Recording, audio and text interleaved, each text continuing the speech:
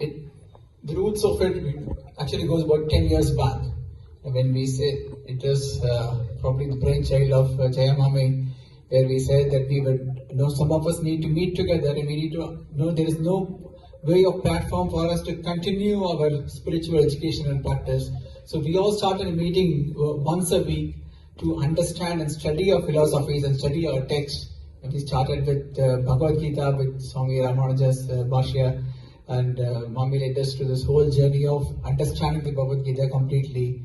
And so on. It's almost, I think, 10 years to 11 years now since the whole journey started under the banner of Vishishta group of Switzerland. And even now, classes happen, now it's virtual, post-COVID, every Sunday for both adults and children, where we continue to learn on our text and understand our whole Sampradaya. So that's from when we had this input from the theoretical perspective and how we will be able to understand the Supreme. We're talking about how do we practice it.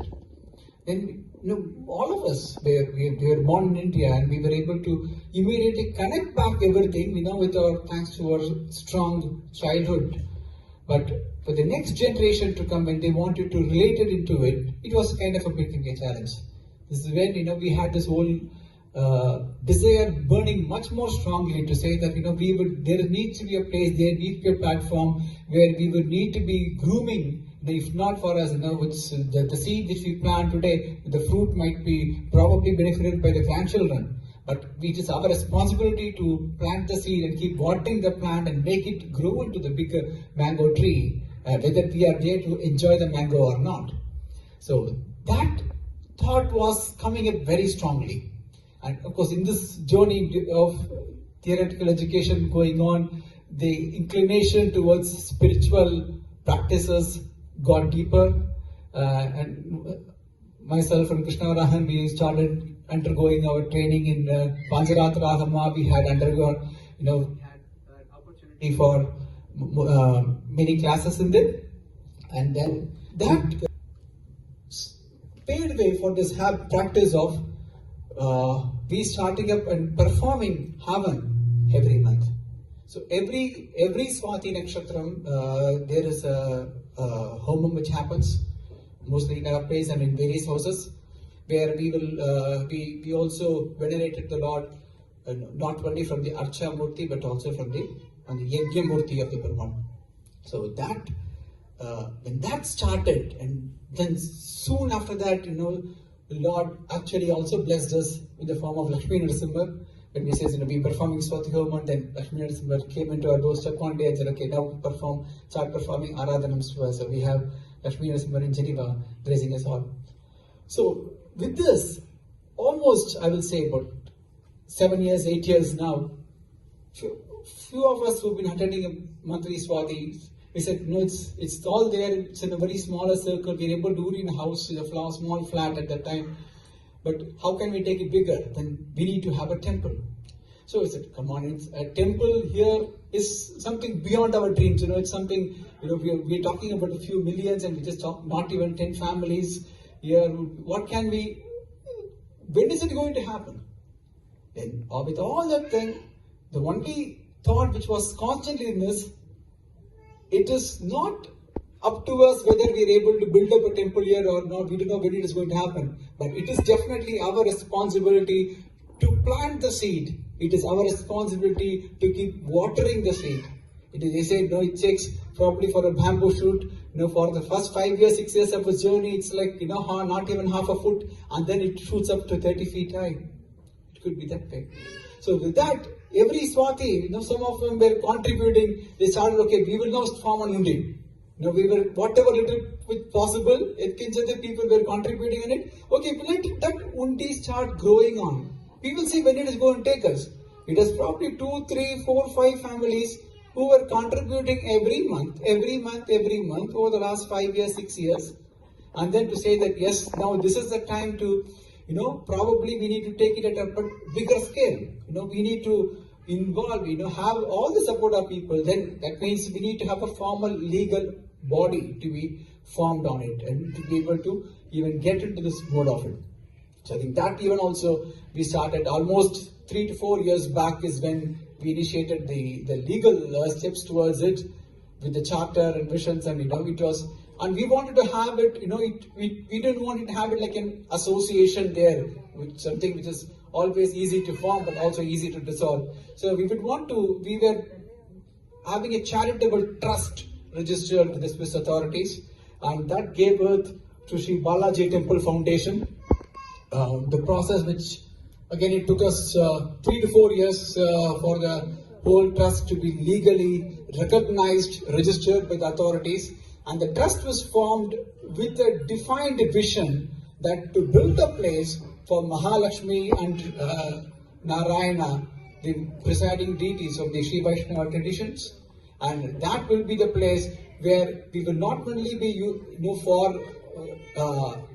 spiritual worship, but it also be the place where we will be using it to imbibe our culture, train the next generation into our culture, as a platform for people of all faiths to come in and understand what Hinduism, what Sri Vaishnava Sampradayam is there to offer, so on. So our dream is very high, very big, and the whole process from a legal perspective got completed last year. April, May is when we got the final clearance in from the state to say that yes, the approval for the trust with the sole objective of building the temple as defined in the charter of the program was approved by the government and authorities here. And so that journey brought us towards the next steps on how we will be able to be moving on with this. So it's in Tamil we say Sirituli Perivellam. It is not just the millions that we count upon. It is that every single contribution, but every single member of the community is what we were looking at to say how we will be able to bring in this. So while we wait on a longer mission to have a proper temple for us, which we will be able to meet in all our objectives, we said we will start small by having some systematic programs where we will be able to celebrate our important festivals, at least in a common gathering like this. So with that as the objective, we have almost for the first half of this year, starting up today is really almost, we got this banner delivered to us like 2 days back by the grace of Perumal. It was that itself was, we were not sure if it was going to be there happening or not, but it was really a miracle where things have moved in a magical pace the last 2 weeks, where we are here in this position.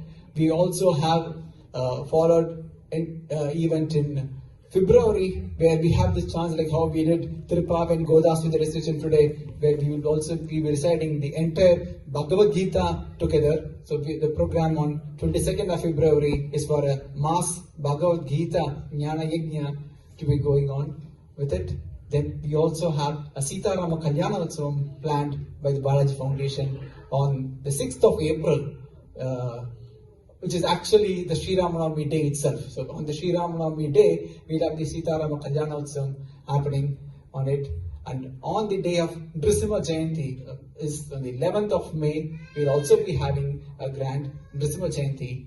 And Swami, on our left here we have Swami Ramanuja, and there is Swami Vedanta Desika, the two presiding acharyas of our Sampradayam. For Vishishtadvaita group, almost when we started our academic theoretical learning, the first event where we brought in and we did it for the public was on the 1000th year celebrations of Swami Ramanuja, where we headed the Sahasrabdi Mahotsavam, which was almost the first event of the Vaishnava Sampradaya in Geneva. And 2025 this year, we will be celebrating the 1008th birth anniversary of Bhagavad Ramanuja Sri Bhashagarar. So that event will be coinciding along with the Sri Nrisimha Jayanti celebrations on the 11th of May. So that's just in the first half of this year, and we will have definitely a lot more going on ahead. Thank you all for your very generous contributions on today's event. As she said, all the proceedings of it goes towards the corpus. The first objective for us is to slowly start building up the corpus on it to say that what was started up as a contribution by a few families is now a contribution by 50 families, which we're very, very grateful and honored. And an appeal there is, those of you who will be able to contribute a small amount every month, that is really appreciated there. We have the banking details here with us. So 10 francs, 20 francs, 50 francs, whatever little it possible, if you are able to make a recurring transactions to the foundation's account, and that's because when we talking about a project worth few millions, and we're going to be, even when try to go and build up a decent corpus and go approach a bank for further loans on it, from a loan repayment perspective, it is all question of what is our monthly revenue where we'll be able to repay back the installments. So how is the monthly revenue of the foundation measured is by showing the bank's records of what is our monthly contributions that we received from the community.